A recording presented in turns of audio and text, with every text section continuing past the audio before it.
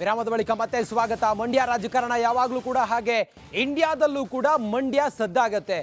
ಈ ಬಾರಿ ಲೋಕಸಭಾ ಚುನಾವಣೆಯೂ ಕೂಡ ಮಂಡ್ಯ ಒಂದು ಕದನ ಕುತೂಹಲಕ್ಕೆ ಕಾರಣ ಆಗಿದೆ. ಯಾಕಂತ ಹೇಳಿದ್ರೆ ಮಂಡ್ಯ ಕ್ಷೇತ್ರವನ್ನ ಬಿಜೆಪಿಗೆ ಬಿಟ್ಟು ಕೊಡೋದಿಲ್ಲ ಅಂತ ಹೇಳಿ ಜೆಡಿಎಸ್ನ ಶಾಸಕರು ಹೇಳ್ತಾ ಇದ್ದಾರೆ. ಮಂಡ್ಯ ಹಾಸನ 100ಕ್ಕೆ 100ರಷ್ಟು ಜೆಡಿಎಸ್ ಪಾಲಾಗುತ್ತೆ.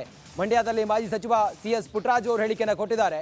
ಮಂಡ್ಯ ಹಾಸನ ಜೆಡಿಎಸ್ಗೆ ಸಿಗುವುದು ನಿಶ್ಚಿತ. ಮಂಡ್ಯ ಮತ್ತೆ ಹಾಸನ ಎರಡು ನಮ್ಮ ಭದ್ರ ಬಿಗಿ ಬೆಲ್ಟ್. ಅದು ಸುಮಲತಾಗೆ ಟಿಕೆಟ್ ಕೊಡಲು ಸಾಧ್ಯತೆಯೇ ಇಲ್ಲ.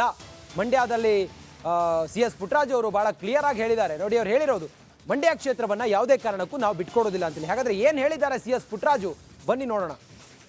100ಕ್ಕೆ 100 ಭಾಗ ಮಂಡ್ಯ ಹಾಸನ ಈ 2 ಸೀಟು JDSಗೆ ಬರುತ್ತೆ.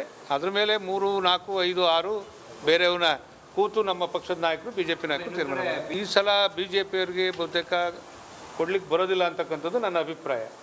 ಇದು JDSಗೆ ಹಾಸನ ಮತ್ತು ಮಂಡ್ಯ 1, 2 ಇಲ್ಲಿಂದನೇ ಪ್ರಾರಂಭ ಆಗುತ್ತೆ. ನಮಗೆ ಸೀಟ್ ಬರುತ್ತೆ ಅಂತಕ್ಕಂಥದ್ದನ್ನು ನಮ್ಮ ರಾಜ್ಯದ ನಾಯಕರು, ರಾಷ್ಟ್ರ ನಾಯಕರು BJP ಮತ್ತು JDS ನಾಯಕರು ತೀರ್ಮಾನ ಮಾಡ್ತಾರೆ. ಆದರೆ ಇವೆರಡು ಕ್ಷೇತ್ರ ಮಾತ್ರ 100ಕ್ಕೆ 1000 ಭಾಗ JDSಗೆ ಬರುತ್ತೆ. ಈಗ ನಾನು ಆ ಅಭಿಪ್ರಾಯ ಹೇಳೋಕ್ಕಾಗೋದಿಲ್ಲ. ನನ್ನ ಪ್ರಕಾರ ಬಹುತೇಕ ಅವರು BJPಗೆ ಈಗಾಗಲೇ ಬಾಯ ಬೆಂಬಲ ಕೊಟ್ಟಿದ್ದಾರೆ. ಅವರು BJP ಜೊತೆನೇ ಇರ್ಬೋದು ಅಂತಕ್ಕಂಥದ್ದು ನನ್ನ ಭಾವನೆ. ಪಕ್ಷದ ವರಿಷ್ಠರು ಮಂಡ್ಯ ಲೋಕಸಭಾ ಟಿಕೆಟ್ JDS ಬರುತ್ತಾ ಅನ್ನೋ ನಿರೀಕ್ಷೆ ಇದೆಯಾ? 100ಕ್ಕೆ 100 ಭಾಗ